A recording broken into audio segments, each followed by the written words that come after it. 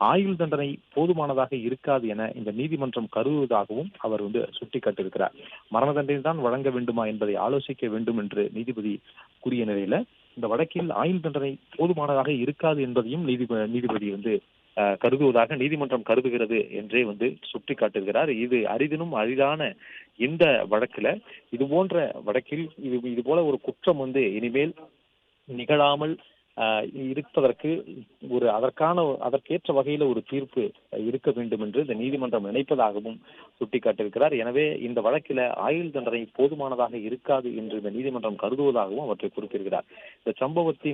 இந்த சம்பவம் ஒரு சமூகத்தினுடைய மனசாட்சியை உலுக்கும் வகையிலேயே இருந்தது. அதற்கு பதிலளிக்கும் வகையில் தீர்ப்பு இருக்க வேண்டும் என்று குறிப்பிடுகிறார். அதாவது ஒரு சமூகத்தினுடைய மனசாட்சியை ஒழுக்கக்கூடிய வகையில் அந்த சாத்தான்குளம் சம்பவம் இருந்தது. தந்தை மகன் ஜெயராஜ் பினிக்ஸ் என்ற இந்த இருவர் ஒரே நேரத்துல காவல் நிலையத்திற்கு அழைத்து செல்லப்பட்டு விசாரணை என்ற பெயரில் அவர்கள் துன்புறுத்தப்பட்டு அதனால் அவர்கள் உயிரிழந்திருக்கிறார்கள்.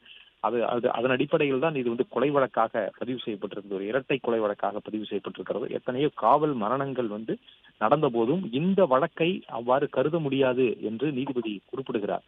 இந்த வழக்கிற்கு நேரடி சாட்சியங்கள் இருக்கிறது, சிசிடிவி ஆதாரங்கள் இருக்கிறது. அவை அனைத்துமே நீதிமன்றத்திலே சமர்ப்பிக்கப்பட்டிருக்கிறது அந்த ஆதாரங்கள் எல்லாம் என்பதையும் நீதிபதி சுட்டிக்காட்டிருக்கிறார். ஒரே நேரத்துல ஒரே நேரத்தில் ஒரு குடும்பத்தினுடைய ஆணிவேர் பிடுங்கப்பட்டிருக்கிறது என்று நீதிபதி அந்த தீர்ப்பை வாசிக்கும் பொழுது குறிப்பிடுகிறார். தந்தை மகன் இருவருமே வியாபாரிகள், சமூக அந்தஸ்துல ஒரு நல்ல அந்தஸ்தில் இருக்கக்கூடியவர்கள். அவர்கள் மீது எந்த விதமான குற்ற வழக்குகளும் இல்லை. அவர்களை காவல் நிலையத்திற்கு அழைத்து சென்று தாக்குவது என்பது அவர்கள் அதிகாரத்தை காட்டுவதற்கு, அதாவது காவல் நிலையத்துல அந்த காவல்துறையினர் அந்த குற்றம் நிகழ்த்தியவர்கள் அவர்களுடைய அதிகாரத்தை அவர்கள் காட்டுவதற்கு, அல்லது அவர்களுக்கு ஏதோ ஒரு நோக்கம் இருக்க வேண்டும், அவர்களை தாக்குவதற்கான ஏதோ ஒரு நோக்கம் இருக்க வேண்டும். அதன் அடிப்படையிலேயே அவர்கள் தாக்கி இருக்கிறார்கள் என்று நீதிபதி அந்த தீர்ப்பை வாசிக்கும் பொழுது குறிப்பிடுகிறார்கள். எனவே இந்த வழக்கில் ஆயுள் தண்டனை போதுமானதாக இருக்காது என்றும் நீதிமன்றம் கருதுவதாகவும் குறிப்பிட்டிருக்கிறார். இந்த சம்பவத்தினுடைய மனசாட்சியை உடுக்கும் வகையிலேயே இந்த சம்பவம் இருக்கிறது.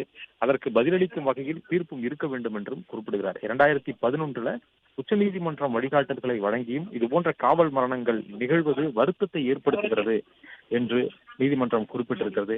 ஆகவே உச்சபட்ச தண்டனை வழங்குவதே சிறந்ததாக இருக்கும். யார் அதிகமாக அடித்தார்கள் என வேறுபாடு காட்ட இயலாது என்றும் நீதிபதிகள் அவற்றை குறிப்பிட்டிருக்கிறார்கள். அதாவது 2011 உச்ச நீதிமன்றம் இந்த காவல் விசாரணைகளை எப்படி நடத்த வேண்டும், காவல் மரணங்கள் நடந்தால் என்ன மாதிரியான விசாரணை நடத்தி அதற்கான